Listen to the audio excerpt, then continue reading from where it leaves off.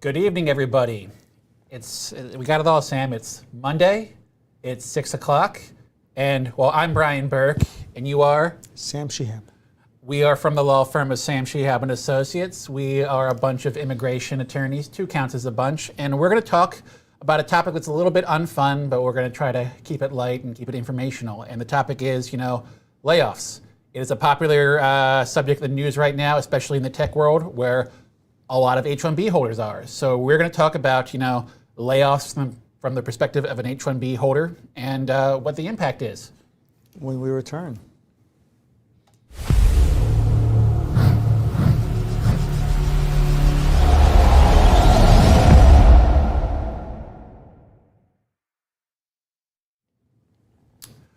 Well, good evening, Sam. How are you?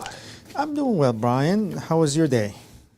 Productive. I always like having a productive day. Obviously, when it comes towards the afternoon, we turn to this topic and we get to talking. And we were talking about, layoffs. You go through the news a lot lately. You're hearing, the who's who in IT and talking about who's not going to be with them anymore. So Facebook is laying off 11,000 employees. And according to some sources, Facebook is an H-1B dependent company. So that's a bunch of H-1Bs working for them, and a lot of green cards impacted. There's no question about that. No. Then going down the list that we have, Twitter, obviously we all know what happened to Twitter and the number of layoffs, approximately 3,700. And Stripe, the credit card processing company. Yeah, I got to tell my friend about that. He was telling me he was thinking about joining Stripe. 1,100. Yeah. Coinbase, 1,100. Shopify, 1,000. Netflix, 450. Microsoft is laying off 1,000, which is not a big number on their scale. Lyft, 700 employees. Tesla is laying off 10% of their workers. They're very tech heavy. So clearly there is a trend now. On the bright side, Brian, and I read the Wall Street Journal every day. Something I wished I've done when I was a lot younger, but I've been reading it for the last few years. And everything is pointing to, from what I am understanding, is a soft landing. The market is bounced up because the Senate is divided. The investors like a divided Congress, so there is more stability and no crazy stuff going on.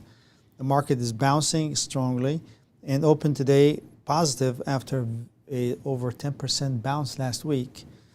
All that is telling us that the economy is maybe slowing down, but it is not in a dive. There's no dive. I can discount, Facebook / Meta because, the popular topic on that one is Mark Zuckerberg spending billions on a product that nobody seems to want, the whole metaverse thing. Whereas, Twitter, that one's hard to miss what's going on there. It just seems to be kind of an implosion. Epic proportions. And Facebook also had difficulties. They've been losing money in the last couple of years, and the reason they have been, it has to do with the privacy thing that Apple has pushed through, and that's really killing a lot of their billions of dollars of their revenues is impacted by that. So there's other factors than the economy. But it's still something significant. We're looking at these numbers just in our list here, about 20,000 people being impacted. But comes next year, middle of next year, all that's going to be history. Yeah. In my opinion. I think by maybe the third quarter of next year, I think everybody will be going crazy again, hiring like crazy. But how can we, during this period, protect ourselves? And that's what we're trying to talk about today, is how can we need to learn to, what are my rights and obligations? What are my options? What can I do? And we're here to discuss it in front of you. We really don't have magic answers, but we're lawyers and we practice immigration law, and we can definitely give some immigration law perspective. Yeah. The first piece that's very important is the 60-day grace period, the H-1B 60-day grace period. It's so important, Sam. I'm going to put up our little slide on the topic just there for everybody's benefit. You should, and I have to also recognize not the previous president, the one before him, Obama, for his administration to introduce the 60-day grace period. Yeah. Before that, there was no 60-day grace period. Well, yeah, there was a grace period. Get the heck out of here. Well, okay. Grace so, period. Yeah, so there was no grace period, but you could try, and there's standard reasonable chance of getting it approved, despite not being employed. I remember we would just file cases saying you haven't worked for 2 weeks. There's a reasonable chance that they might consider your case. But no clear policy. Clear policy, which I will again put back up on the screen. Yes. Yeah. So 60-day grace period, the executive summary is if you are laid off while on H-1B status, you have up to 60 days to file a new H-1B, change status, or leave the United States. And we've actually included the regulation right there. Basically, an alien admitted in a couple of varieties of status, E1, E2, E3, H-1B, H-1B, L1 or O1 or TN, is not going to be considered to be in violation of status if they've ceased employment on a basis of a cessation of employment upon which your status is based for up to 60 consecutive days or until the end of the authorized validity period, whichever is shorter, once during each authorized validity period. So, highlights. Let's break it down. So Yeah. take it off the screen. People don't want to look at paper. Okay, They want to look at us. Yeah, so first of all, spouses and children of these visas Yeah. also receive the same treatment. Yeah, meaning if if the primary H-1B is getting the H-1B, use it to be a good example, getting the benefit of the 60-day grace period, so all their family members for sure. Yeah. So that's the first piece, right? Yeah. The second piece is it is not a guaranteed 60 days. It's really 60 days or the expiration of your I-94, whichever is less. Yeah. So if somebody, not you, somebody gets laid off. Yeah, I like somebody better than somebody specific. Yeah.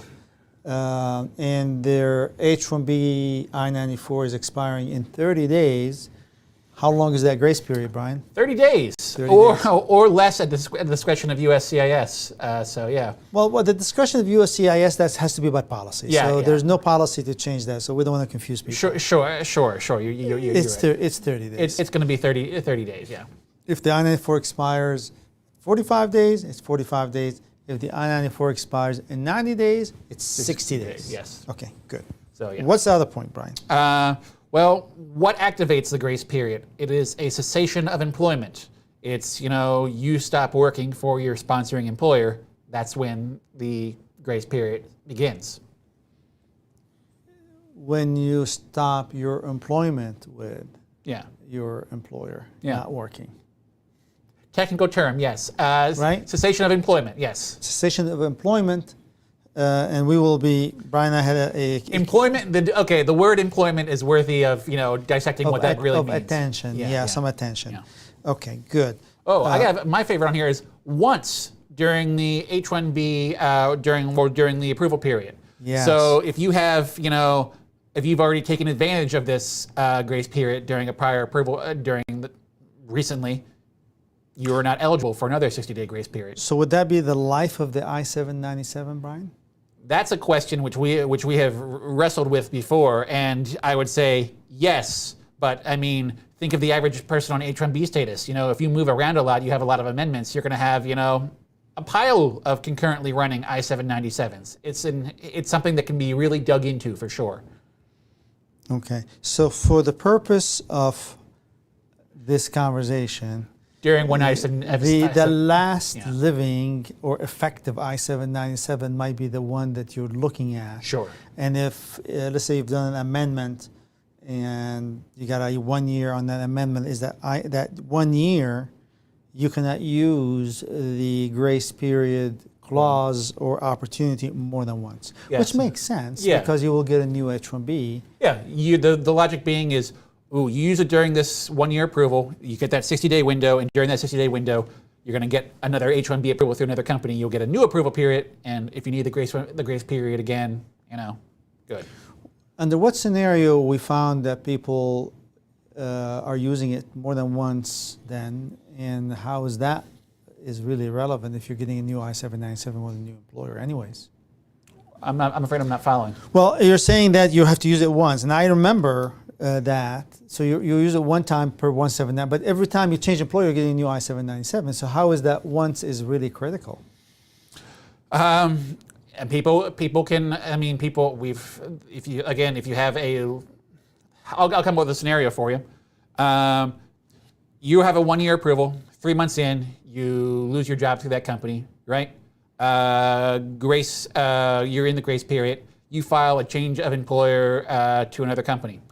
That change of employer is out there pending. You join that employer immediately per the portability rules to prevent the accruing any more days of cessation of employment, and that H-1B is denied. Or you're laid off before it was approved. Yeah, there you go. You're let go before it was approved. Yeah. Or it is denied. Yeah. Denied, obviously, you either go back to the prior employer or you're done.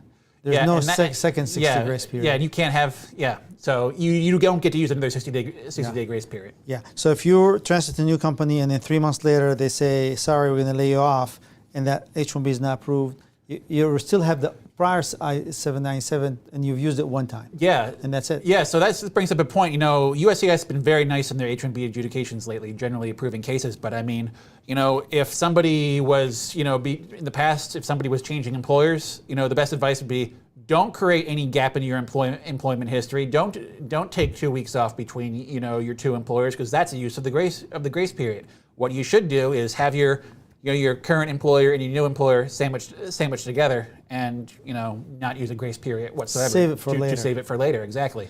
And it would be nice to politely request the premium processing, so you're not surprised with being laid off 3 months later before this H-1B is approved. Yeah. And then now you cannot use the grace period again.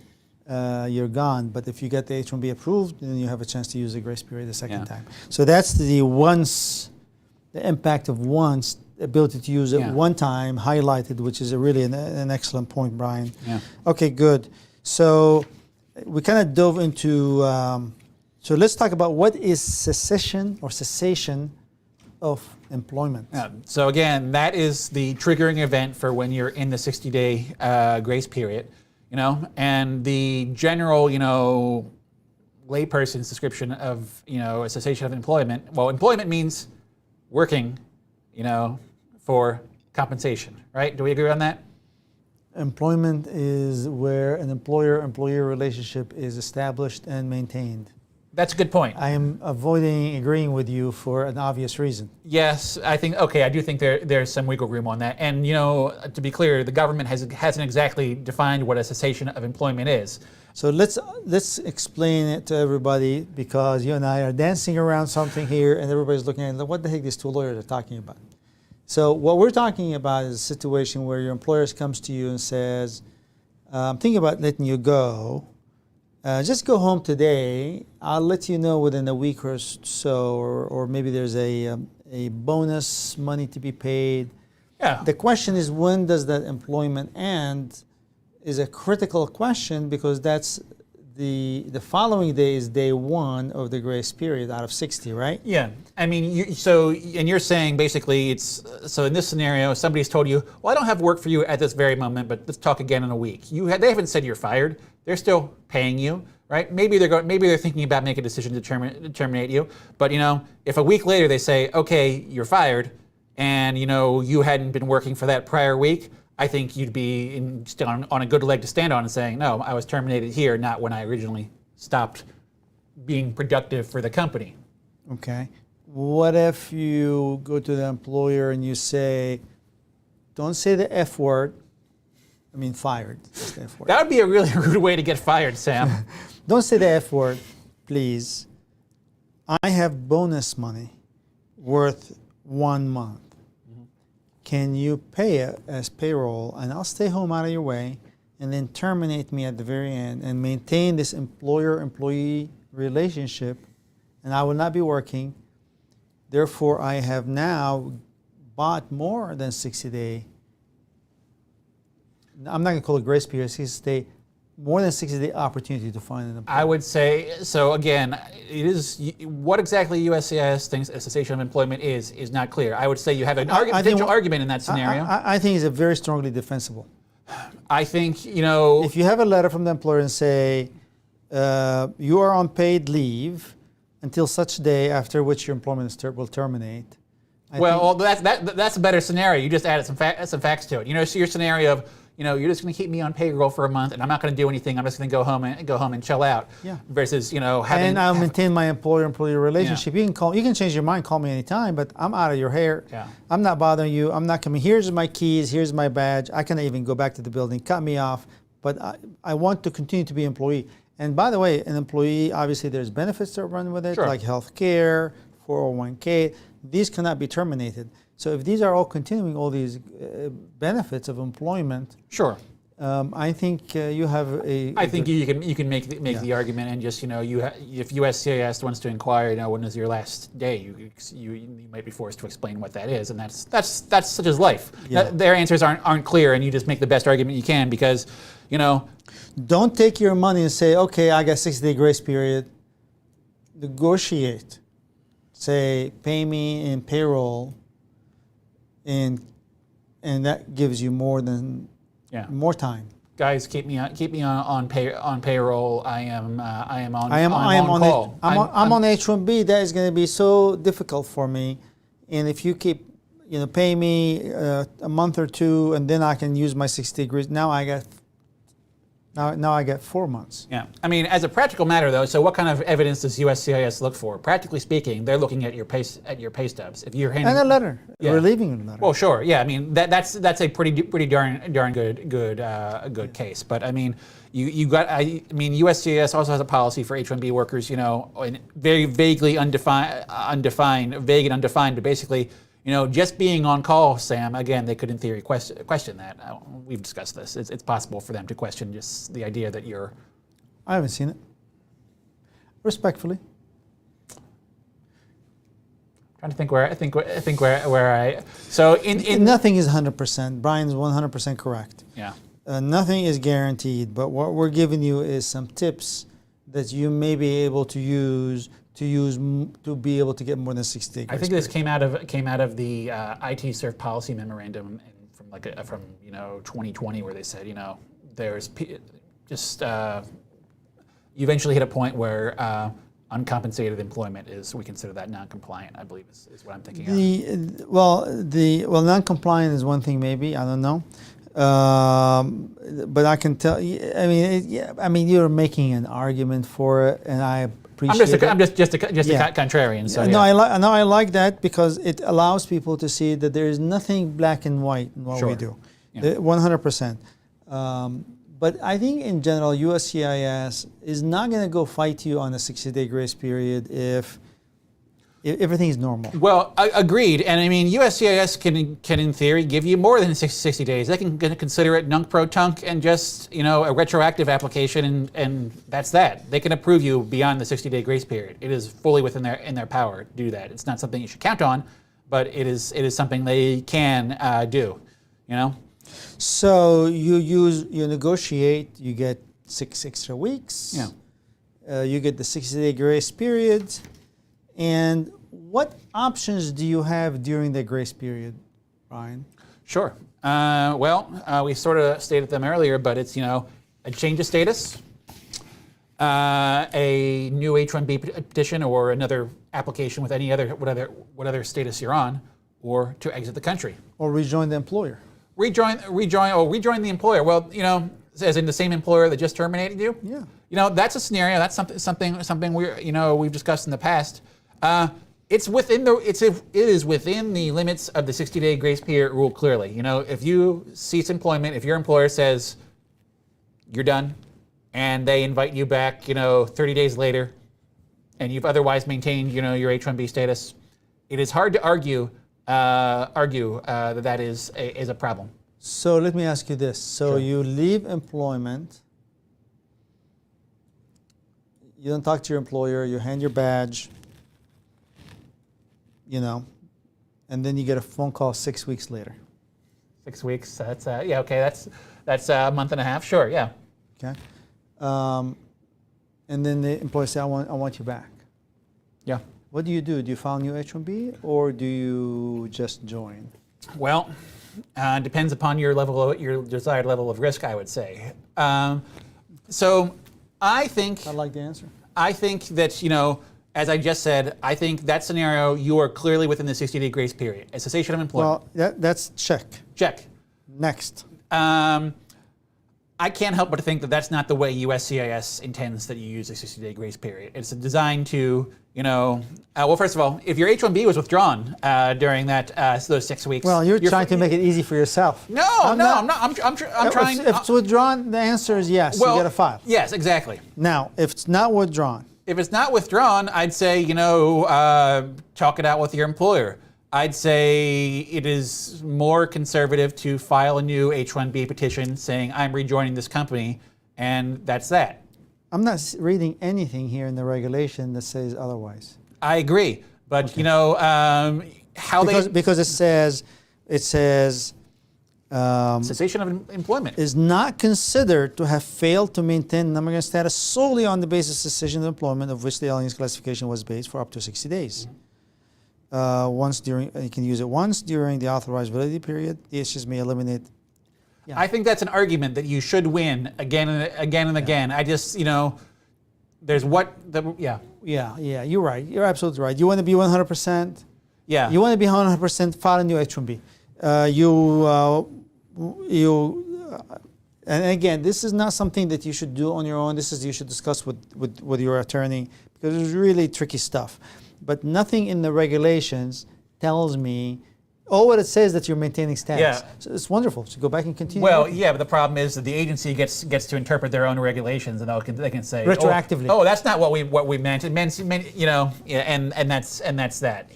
But the plain reading of the regulations Yeah. permits a scenario in which you can rejoin the prior employer and continue working. But to be 100% safe, you're saying that you're advising our listeners to perhaps. I can't say I don't know anybody's facts, Sam. I can't say it's about your desired level of risk. It's just I agree. I would really hate to be at the green card interview and somebody says, well, what about this? And I'll say I was in the 60-day grace period. No, you weren't, and you don't want to learn that 5 years. Especially that 4 years after you did that, they issued a memo that says no, you got to file an H-1B.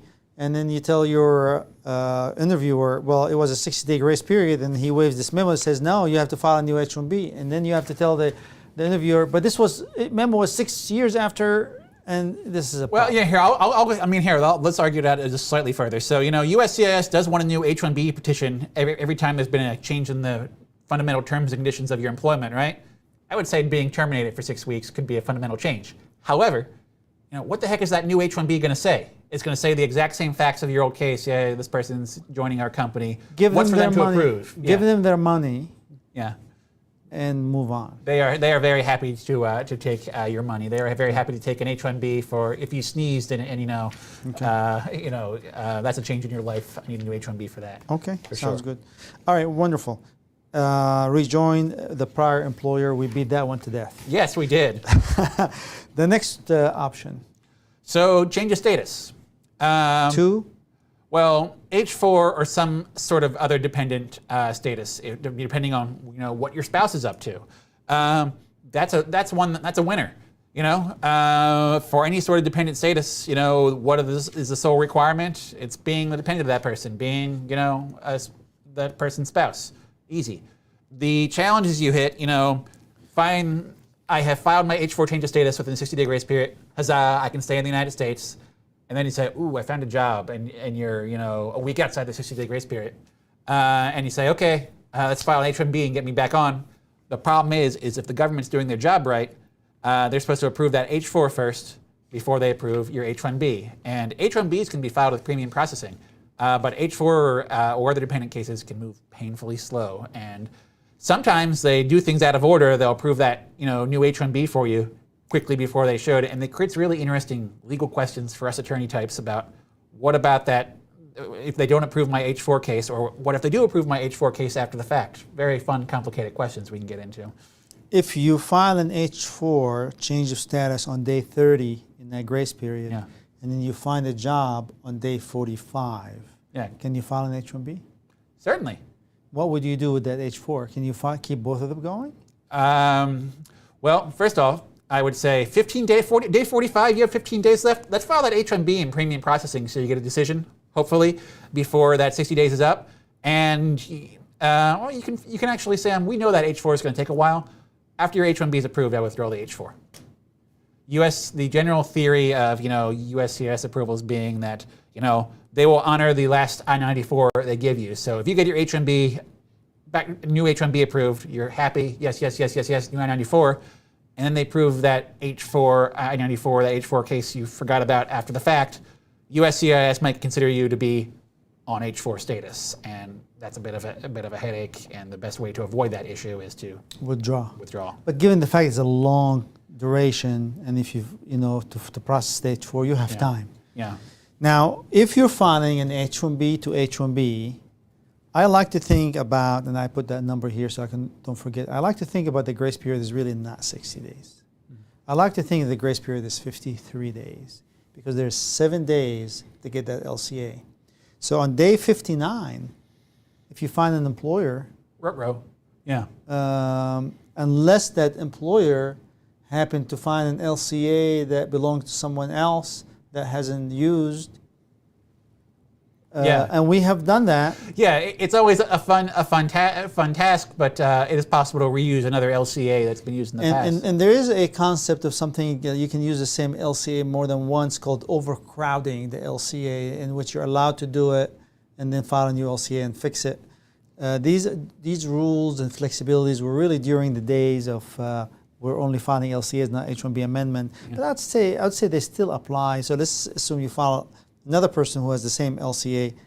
It is arguably okay to use it, not ideally, to save somebody's future in the U.S. and job, etc. But I like to think of it as a 53-day grace period if you go into H-1B because of 7 days you need for an LCA. 53, but Sam, you need one more day to get it to USCIS if you're overnighting it. You have a 52-day grace period. So you get 52 days. Yeah, you're right. Let me write down 52. 52. Yeah. Now, Sam, there's an important wrinkle, on the last option, which is, leave the United States. It's the obligations of the employer for the return travel costs, right? Well, we haven't. I mean, for me, I want to talk about B visa before leave the U.S. Well, I don't want to send my client out of the U.S. yet. Well, I don't know. If somebody's getting sent home, you get terminated. You have to. So clearly, a B visa, change status to B visa, not ideal, but it's on the table. Yeah. So you can write to USCIS and say, hey, listen, I just got laid off. I have a house. Mm-hmm. I have 2 cars. I have my child who is finishing up 10th grade, whatever, and I need to dispose. It takes me some time to wrap up my affairs. 60 days ain't enough. Please do this. That's a good faith B visa for me, for sure. How about USCIS? I just got laid off. I don't think 60-day grace period is sufficient for me to find a job. I'd like to switch to a B visa and spend a little bit more time looking for a job. A for honesty. Yeah. Check mark that. Now. RFE is not going to be. They might deny that case outright. Why? Well, because looking for a job is not something you're supposed to be doing on a visitor visa. In fact, if you come to the United States with a visitor visa to the border and say, "Visitor visa, let me in," and they say, "Oh, what are you going to do?" "I'm going to look for a job." Bye-bye. Not a permissible B visa activity. Yes. What is a permissible B visa activity? Business meetings, attending trainings, litigation, closing your affairs, selling properties. But if you happen to find a job during that period as you were trying to sell the house and sell the car, you're applying as an ancillary activity, not the main activity. Yeah. You're not violating your B visa status, are you? It's a great argument to make. Whether you again, I agree with you. I'm advocating for this theoretical individual, Sam. I think it's a pretty good argument to make, and the challenge is getting USCIS to approve it. I mean, the other challenges with the B visa are if you have a pending I-140. That is a manifestation of your immigrant intent, your intent to immigrate to the United States. They could say, hey, you have an I-140 approval. Looks like you have immigrant intent, impermissible for a B visa. Yes. So that's a problem. Counter narrative. Well, what do you say in response to that, Sam? I've lost my job. Heck yeah. And my employer is sloppy, didn't withdraw. Yeah, here's a letter from this company saying, "Go away, we don't want you anymore." That's a compelling argument to make. So that's something that can help you overcome. But clearly, talk to a counsel of your choice about the option of a B visa if staying in the U.S. beyond the 60-day grace period, and you're not able to find a job within 60 days, to close up your affairs. As a legitimate option for you, as long as you're maintaining legitimate B visa activities. Yeah, and filing that change of status to B is as long as it's a good faith case, allows you to stay during the pendency of the case. All right. F visa. It's tough. Tough. Approval, especially if you go to an English language course, they're not going to buy that. Yeah, I mean, the challenge is you'll hit, F student visas don't allow you to have immigrant intent. I-140, you still face that question. It's not impossible, though. Yeah. So, I mean, scenario, you've been looking for going to college for the longest time. You apply for schools, you have applications, you've looked at it. It's a master's degree. It's a powerful university. It's a legitimate program. It's a case we've done. My work has wrapped up in the United States. Yeah. My job, remember, I-140 is dead. I'm going to go join. I'm accepted at the University of Michigan Engineering School, which is the top 15 schools in the country. Of course, they're going to believe you for a master's degree in cybersecurity. Yeah, there's certain timeline requirements for it, but yeah, it is something we've done before. And you can do any of that within the 60-day grace period. Okay, impact on green cards. We're kind of crossed the half-an-hour mark, so we can jump and talk about. I bet everybody has some good green card questions for us, regardless. Yes, absolutely. So I-140 approval less than 180 days. Obviously, you lose the I-140 if the employer withdraws. Yeah. So I should note that it's not required that an employer withdraw your I-140, and you can always withdraw them. But yeah, if your I-140 is approved less than 180 days, they fire you. They withdraw your I-140. There goes that I-140 approval. Go beyond the 180-day mark, you have the benefit of that approved I-140, and great. Man, that's got to be a negotiating point if you have if things have gone really bad for your company suddenly, and your I-140 has been approved for less than 180 days. In theory, without an approved I-140 anymore, they could, who cares about a 60-day grace period if you don't have an approved I-140 to extend your status beyond 6 years, for example. Yeah. So that's something that can be really important. Pending I-485, if you have a pending I-485, well, great. You have an I-485 that allows you to stay in the United States. So if you can't find a job in 60 days, that's in theory not the end of the world. But ultimately, your I-485 requires you to have, presuming you're eligible for portability at this point, you're required to have an offer of permanent employment in the United States, and they could ask for one at any time, which is, that RFE can appear out of nowhere. So that's something you definitely got to think about. Two things before we conclude, in my opinion, that we need to mention. If you leave the country and there's H-1B time left, you can most certainly recapture the remaining 6 years. An excellent point. Any time into the future, if you're beyond 6 years and you have an I-140 approved, more than 180 days, you need to watch our H-1B beyond 6 years video because you're entitled to come back beyond 6 years. Oh yeah, that's a good video. Yeah. Come back beyond 6 years on H-1B. Yeah. On an I-140 approved. Yeah. So you can come back to the U.S. 2 years from now if the priority date is not correct. If you have the 2020 I-140 priority date and you're born in India, you can live for 2 years. You use up your H-1B. You can still come back on H-1B beyond 6 years. Yep. That I-140 approval generally lifts the H-1B 6-year limitation until your priority date is current. Yeah, Great point. And those are the 2 points I wanted to add, and we'll come back to answer questions. Yes.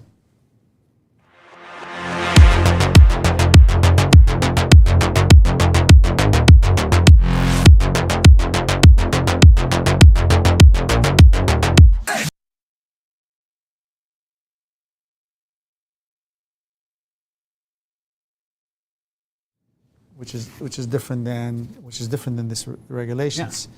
We're still talking about H-1B. Yeah, I know. Yeah, we use that 15-second window to talk about. You guys left, but we continue to talk about that regulations and some of the tricky parts in it. Yeah. But that's what we do for a living, so we love to talk about it. We got questions. We want to answer them. A few ground rules. The information we give you is general in nature to guide you and give you a thought, food for thought. Obviously, there's no attorney-client relationship established by us talking to our camera, because obviously we're not talking to you in person, do not know your background enough to really establish that relationship. And the last point is always consult with a very competent immigration lawyer before you make any decision on your case. Without further delay, Brian, if you can put that screen over here, because I cannot look over my left shoulder. I will, that's why I shouldn't talk to you about whatever I was talking to you about during the midpoint. Let's take the first question. The first question we have here. So from Nor M. Current H-1 expires on 12/31/2022. H-1 extension filed 3 weeks ago in regular is pending. I have EAD AP and plan to travel in the first week of December for 2 weeks and use the EAD AP on return to U.S. Part 2. What happens to the pending H-1 extension, assuming it remains pending when I return to the U.S. on EAD AP? Would USCIS cancel pending H-1 extension, as I will be on EAD AP upon my return to the U.S.? Well, first of all, Noor, it's an excellent question and it's extremely relevant to what we're talking about. Yeah. Brian, what do you think? Well, we were kind of talking about that during the presentation. It's, which I-94 is the operative one. As a general rule, if you travel during the pendency of an H-1B extension, they don't consider your case abandoned. So there is that. Especially because you're returning on advanced parole. Really, you're really continuing the prior stay status. So once that H-1B is approved, if you're returning and joining the same employer, which it appears that you intend to, you're back on H-1B. Yeah. And that's really good. Yeah, I mean, the policy that all of this comes from is really based upon it's a little bit based upon general I-94, don't abandon you're thinking about that memo when you talk about this. So that memo specifically was talking about filing the H-1B after you return on advanced parole. Yeah.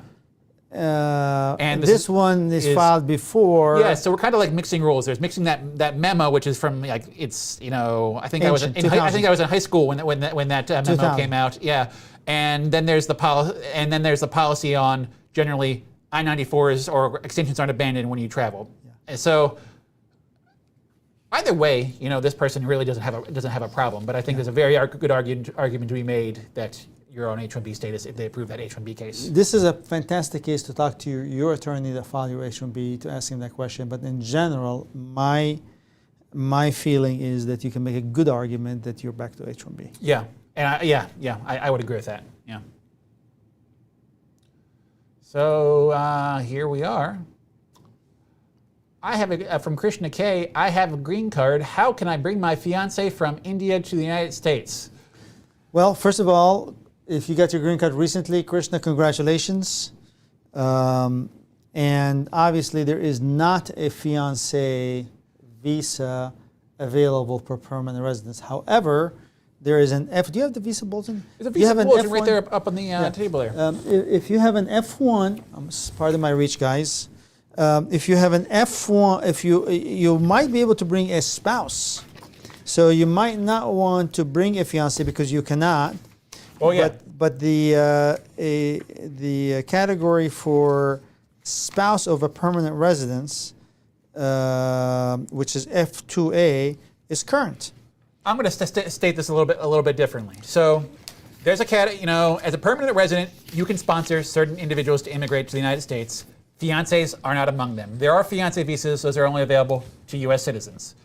But if you are married to your fiancé, i.e., you go to India and marry that fiancé of yours, suddenly you have a spouse, and that spouse, generally speaking, permanent residents can sponsor their spouses. And as you were mentioning, the category for spouses of across all categories of permanent residents is current. So there you go. It's a family-based immigration application, and process takes some time. It's done through you file an application with USCIS, then you file an application through the consulate. And what's your best guess right now is how long that might take, Sam?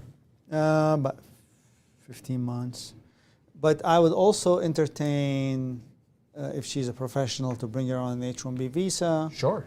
or something like that. Yeah. Obviously, if somebody has legitimate means to come to the United States, you can get married here and file for adjustment of status. But one cannot use a visitor visa, for example, coming to the United States to marry a permanent resident. They might just consider that problematic for sure. Yes. Sam, sir? TS. Hello, Sam and Brian. To qualify under EB-1C, do we need to manage people or bring a functional manager with no team reporting can still qualify? And what are limitations if employee is working in the U.S.? Well, this is something that we talk about all the time. Yeah. The functional manager versus the actual manager, the limitations, etc. Yeah.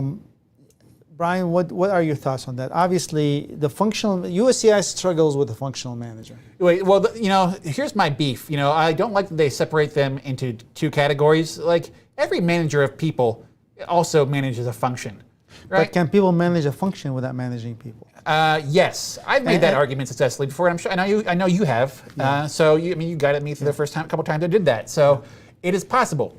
And EB-1C, same basic requirements. Now, what are limitations if employee is working in the U.S.? There are no limitations as long as you meet the basic requirement, which is employment with the foreign entity, qualifying relationship between the two companies, right? Yeah. And also one in the last 3 years. So there's really no limitations. Yeah. The person can be on H-1B, no problem. Yeah, I want to. Who the U.S. worker is? It can be anybody you want. Yeah, I want to come back around though, because you were talking about one of the common misconceptions though. It's that people think people who have been in the United States for a while and they find an H-1B sponsor and then they want to. I see what you mean. Yep. They want a green card and they want it quickly. Especially the folks from India and China, their backlog. They hear about EB-1C and they don't realize that requires you to have worked for an affiliated company abroad. So basically, if your company has a company abroad, it requires you to work for them first. The beneficiary is required. Yes. Yeah, it requires the visa applicant to work for the company abroad first, and then transfer to the United States. And for 1 year. Yeah. 1 year of the 3 years prior to the application. To the entry, the person's entry to the U.S. Yeah. So I love EB-1C green card applications. It's just I don't like that I have to often tell people, I'm sorry, I know you're a manager now, but where we see a lot of struggle is in the qualifying relationship. Qualifying relationship is a tricky thing. Well, I own 41% of the company abroad, and I own 100% of the company here. That's not a qualifying relationship. Yeah. I own 100% of the company, and my cousin owns 100% of the company abroad. That's not a qualifying relationship. Yeah. A qualifying relationship is a highly technical term. The easiest way is that one company owns the other, or one person or two persons own both companies with extremely similar percentages. So there's all kind of tricks to that. It's easy for not easy, but it's possible for a company to basically change the way it's owned to suddenly facilitate, a L1 visa though. We didn't have the right qualifying relationship for the right period of time. Well, you build that qualifying relationship, and then suddenly, you're and the same eligible. companies can become related companies retroactively, effectively. Meaning that if the employment was 3 years ago, let's say, or 4 years ago, and the qualifying relationship is established today, that works. Hopefully, we didn't confuse you too much, TS. Yeah. All right, jumping to the next one. Yeah, well, this is actually Christian again, who had some follow-ups regarding that. We answered the entire question, Sam, but there were some more specific questions about. Will filing I-130 for spouse who is India by green card holder causes issue with the B1, B2 drop box? Well, the answer is simply yes. Yeah. I-130 has an immigrant intent. A B visa requires a non-immigrant intent, and there is no opportunity in the law to mix these together. Whereas an H-1B is a non-immigrant visa, there is in the law built in the opportunity to mix in. Yeah. So yes, that's a problem. Yeah, I would just say even if by chance they inadvertently issued that B1 visa, B1, B2 visa, one should not be coming to the United States to get married, and doing that knowingly is something that they can, get you for. Next one. So from Bargov, I'm working on STEM OPT expiring 6/2024 with Company A. H-1B consular approved with Company A.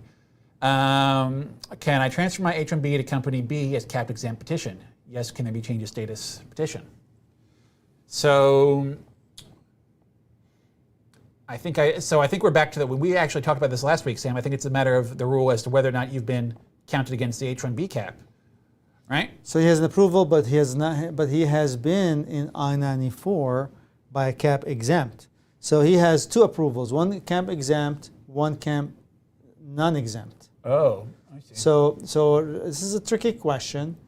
So I'm working on a STEM OPT expired 2024 with Company A. H-1B consular approval with Company A.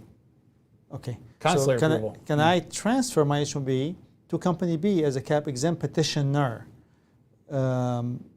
If yes, well, you can always transfer to a cap exempt petitioner because a cap exempt petitioner is not subject. So you're thinking about This is too simple of a question that became confusing. Yes, you can go to a cap exempt petitioner because they're not subject to the cap. I don't think that's a person. I don't think that's a person. So That's the question. Yeah, you're thinking of cap exempt petitioners like colleges or universities that are totally free of the H-1B cap. Correct. Right? Yeah. I think this person is saying, hey, can I change employers based upon the fact that I've already been counted in the cap with Company A and Company B is another private company, but am I going to be subject to the cap because I got approved through Company A? How about we ask Krishn Bargov to clarify it and we go to the next one? Fair enough. Yeah, not clear. There's so many ways to interpret that question. Sorry, Bargov. Well, I see Krishna has one more follow-up question regarding that that I-130. We need to move on scenario. and answer other people's questions, Yeah. Brian. Okay. Well, I think we've already gotten this one. There you go. So let's go on. Yeah. Let's try G. Saxena. If a person is on H-1B and pending adjustment status, goes to India and enter the U.S. on advanced parole, what options are available if the person is laid off? Wow, wonderful question. Yeah. Well, the fact you're on an adjustment of status, if you're laid off, you are not out of status. Okay, you are in pending adjustment of status. And if the visa bulletin is retrogressed and you have an EAD, you need to look for a job, hopefully similar, and hopefully find an employer that would file a supplement J for you. And if there is a period of time in which you couldn't find a job, let's say 4 months, 5 months, and then you find an employer who's willing to do that and you file a supplement J, that poses an interesting question, Brian, whether or not that big gap in employment has created a problem for your adjustment. What we've seen, if your adjustment status is going to be pending for a long time, they don't really look into it too much. When they start thinking about, you're improving your case, that's when they start issuing those RFEs. But if you're getting an interview during the period in which you don't have employment, then there's a problem. Yeah, I mean, for me, as a general matter, if somebody withdraws your H-1B, that doesn't withdraw your I-45 application. Your I-45 is still pending. You have a valid advance parole. You can use that to come back to the United States. And if they withdraw the I-140? If they withdraw the I-140, well, depends on how long your case has been pending. If it's been pending, I-140 is approved and it's been pending for more than 180 days, they can withdraw your I-140 and you're just obliged to find a new job opportunity. And USCIS will do something in that case, which is notice of intent to deny. Yeah. Well, if you're before 180 days, they'll do the after 180 days. They'll basically give you an opportunity to file a supplement J. Yeah, exactly. If they think about it. So if the employer withdraws the I-140 and it's been over 180 days, USCIS might issue something called notice of intent to deny. They will not deny your adjustment status. They will give you a notice of intent to deny, and then you have to present the supplement J. So one of the negotiating things you can do with your employer is to ask them not to withdraw the I-140 and give you time to find an employer. And just say, don't withdraw my I-140. This green card is not going to come for years or a long time. That gives me more time to find a job and file a supplement J. So that would be the negotiating tool that you can use with your employer. So Those who are good workers and nice to their employers and have been productive but got laid off because the business is turning negative for the employer usually will get support from these employers to handle a situation like this. Let's take the next one. Okay. So I got some. Oops. Oh no! It accidentally scrolled on all the way to the bottom. Here we are. Here we are. Take that one, Brian. Asking for a friend. He's on H-1B in tech with I-45 pending. He also does stock options day trading frequently in his personal account. He pays taxes for that. Is this considered violation of the H-1B rules? I think we did a presentation on this sometime. It's, bonus. Well, it's an interesting question. So I would say day trading, it is really has become perhaps employment at this point, self-employment. Well, it depends on how you define day trading, Well, I can tell you how I define day trading. I can define it for you very clearly. There's probably actually a real definition to that, which I don't know off the top of my head. No, I'm not worried about the definition. If he's doing day trading and losing his behind, nobody cares. Yeah. If he's doing day trading and he's racking, his bank account now has about $600,000, USCIS will be all over that one. Yeah. The bottom line is, if he's making a lot of money, he's going to get their attention. If he's losing money, they're going to say, oh, it's a hobby, you're an amateur, you're wasting your time, you're playing around, you're not smart enough. But if you're smart and you're making money, it's unfair, but that's how they get excited and they sit down and say, what the heck is going on? If it starts to look like a job, building Lego sets in your basement, for somebody can be, a hobby, or I'm sure there's a person out there for who it's a lucrative business. It's your YouTube channel or something, and that's really when you. That's an excellent point, and I am not a tax advisor or in any way, or I don't know anything about the IRS code, but I know that any hobby that you have in which you make profit 3 years in a row, now it becomes employment and should be taxed. And if you're losing money, the IRS is happy to continue play around and lose money. They have no problem with it. Probably USCIS have similar philosophy on that. Yeah. All right, taking the next one. I'll check the second half of this. Will it affect his I-45 processing in any way due to this? Can he use INA 245K by going out of the U.S., coming back on H-1B to wipe his H-1B violations, if any? Okay, so multiple questions, multiple pieces, good questions. First of all, INA 245K is 180 days. So if he's done it for 180 days, less than 180 days, definitely. Yeah. Going out of the United States and coming back does not wipe Once out. the I-45 is filed, you can't. The important date is when you file the I-45. INA traveling abroad after that doesn't really. We also had a nice little presentation about entering on advanced parole does not wipe the prior period of violations. Yeah, I'm just going to come out and say it, Sam. We've been putting out a bunch of bonus videos every Thursday on topics we think are interesting, and I think they're worth watching. Yes. Yeah. Do we have one on that, advanced parole? We probably should make one. That's a good question. Yeah. So advanced parole, if you leave on advanced parole and come back, the prior period of stay, any violations attached to that remains. Yeah. So that's not going to help. It's not considered a new admission for the purposes of INA 245. But those are an excellent question. Let's take the next one. This is a great question, one that I wanted to talk about the very first thing in this show, and I forgot to do it. Why don't we have a December visa bulletin yet, Sam? We think they're got a very dangerous tool out of their drawer, and they're playing with it, which is a calculator. Yeah. And that makes me nervous. So it's not crazy just to not have a visa bulletin by this point in the month, but the last several months, it's been very early. It's been in the first couple of days of the month. We are now halfway through the month, and it's not here. Yeah, and it makes me wonder if they are doing some work this time rather than putting out the last month's visa bulletin. Yeah, we're wondering the same thing. I have a client who is looking at a national interest waiver case, and you and I may have to work. I have refreshed the visa bulletin page, 5 times today. We may have to work really hard this coming 2 weeks on that case, Brian, to get it out if we have to. All right. So yeah, good question. Next. So from Silver Gem, my case is stuck on case is ready to be scheduled for an interview status. What can I do? Are you current? I'm assuming yes. I guess Congressman. I'm presuming not. Why bring you in for an interview if your priority date's not current? We can't approve that case. I mean, there's a lot of cases out there. But if he's current, what shall he do? Yeah, that's when you start ringing some bells. Service inquiry, congressperson. Depends on what stuck is.